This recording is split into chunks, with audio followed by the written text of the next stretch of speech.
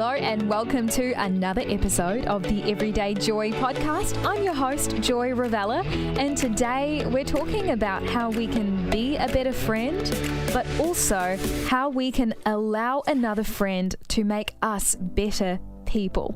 Let's get into today's verse. People learn from one another as iron sharpens iron. That's from Proverbs 27 verse 17 in the G&T version.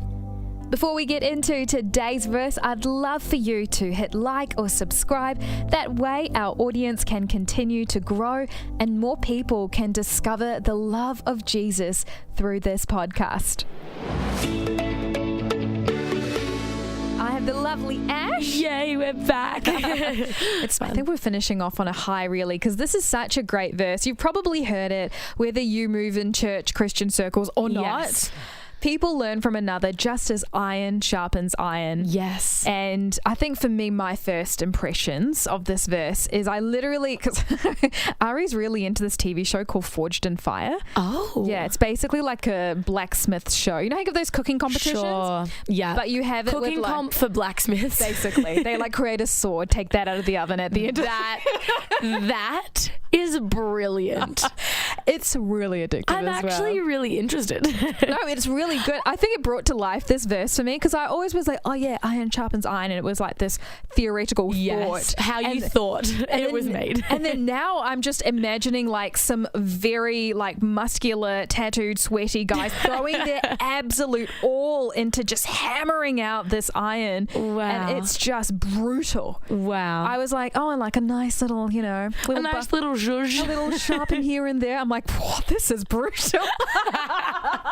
So I think for me, I look at this verse a little differently now as iron sharpens iron. What about you? What are your first thoughts? I think that for me, when I look at the iron sharpens iron sort of concept, it just so reminds me of my group of friends at the moment. So it makes me a little bit like excited and happy because this verse is basically saying to surround yourself with people you can learn from, or, you know, in a biblical sense as well, surround yourself with people who pull you closer to God and people who really uplift and encourage you. So that iron sharpens iron basically means, you know, you want to be surrounding yourself with people who are encouraging, coaching, challenging, and maybe, like you said, sometimes a little bit abrasive. Sometimes they challenge you. Sometimes, you know, they call you out in a loving way.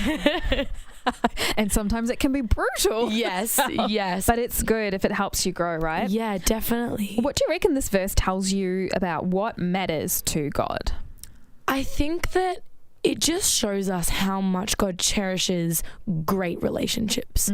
I think that we're built for connection. We're built to be around each other. And when you surround yourself with people who sharpen you, who make you stronger, who encourage you, it truly can change the course of your life. You know, there's this saying that says, show me your friends and I'll show you your future. It's kind of like that idea of when you have people alongside you who are sharpening you, it really does lead you in a path in life, because when you have people challenge you and encourage you, it builds you up, you know, particularly when it's in a relationship with God as well. It leads you closer to God, and that's the ultimate goal, isn't it? Yes, yeah, 100%. And the people you surround yourself with can kind of take you closer or take you further away. So true. What was that quote you said earlier? Show me your friends and I'll show you your future. Yeah, that is so powerful. And for you listening right now, like, it's quite a confronting question to ask yourself, but it's so incredibly vital. Like, if you were to rattle off like the top 5 people you are closest to. Yeah, I'd say the people speaking into your life. Yeah, into your life. So not necessarily like time-wise, but the people you allow to have influence over your thoughts in life. And then kind of like have a look at the values they have, because that basically spells out what your values are, or what your values will look like. Yes. Because they're going to have a huge impact on your life. Yes. Over the last 2 years, I know that you've had so many different changes in your world. How have you found the whole friendship process and all of that? I honestly think it's been probably the greatest gift out of the last 2 years of COVID and things like that for me. I went into COVID having been out of high school for about a year and a bit. Right, yeah. So I was quite fresh out of high school, you know. It was one of those seasons where I kept some really good friends and, you know, and even friends that I just didn't keep in contact as much with anymore, just because you're out of kind of the loop with each other. And so I kind of went into the year being like, I've got great friends, which I definitely did. But I remember in the last 2 years, I just feel like I've gained just the most incredible lifelong friends who really are that iron sharpens iron relationships. And so when you first met these people, did you think, yes, you're going to be a lifelong friend? Or were some of these people surprisingly like good for you? I feel like they were all surprisingly good for me. Really? I think that they have humbled me and they all have such unique qualities. And I think that's something about this as well, is you're going to get sharpened in different ways by different people as well. And I think particularly this group of friends that I have at the moment, they are just so good at encouraging and uplifting, but they're also great at challenging me and not just letting me kind of go with the first thought that comes to mind. And I think ultimately the reason why it's such an incredible relationship and why we learn so much from each other is because we've given each other the permission. Yep. That's exactly it. We've given each other the permission to speak into each other's lives and really be like, hey, I want you to have this say because I trust that you want what's best for me. Yeah, and that's so important because